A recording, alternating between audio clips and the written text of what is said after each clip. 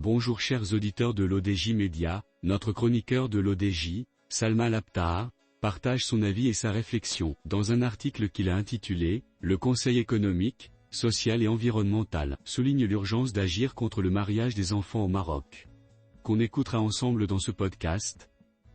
Notre journaliste débute son article de la manière suivante. Malgré les mesures prises pour combattre le mariage des mineurs au Maroc, le Conseil économique, social et environnemental a déclaré mardi que la situation reste alarmante. En effet, les impacts socio-économiques de ce problème ne se limitent pas aux mineurs impliqués, mais affectent également l'ensemble de la société marocaine. Notre chroniqueur approfondit sa réflexion de la manière suivante. Ce mardi 20 février 2024, le Conseil économique, social et environnemental a tenu une réunion pour présenter les conclusions de son avis sur le mariage des filles et ses répercussions négatives sur leur situation économique et sociale. Cette étude a été demandée par le président de la Chambre des représentants dans le cadre des débats publics et des consultations institutionnelles supervisées par l'instance chargée de la réforme du Code de la famille.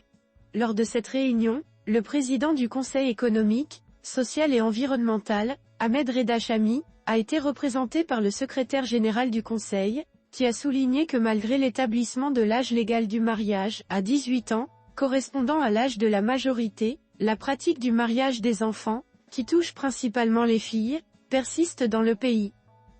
Le président du Conseil économique, social et environnemental a observé que malgré les efforts entrepris, l'exception prévue par le Code de la famille adopté en 2004, qui autorise la justice à abaisser l'âge du mariage dans certains cas exceptionnels, est devenue rapidement la norme.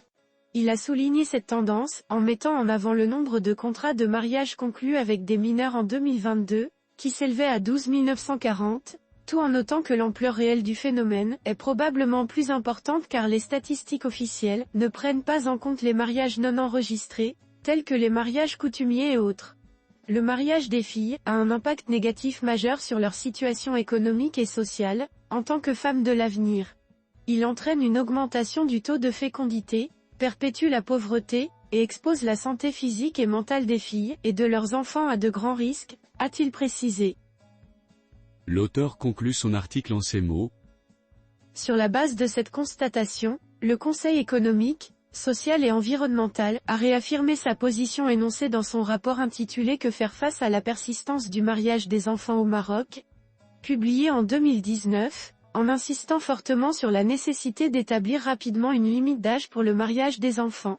Cette recommandation vise à protéger l'intérêt supérieur des enfants et à promouvoir le développement social et économique du pays.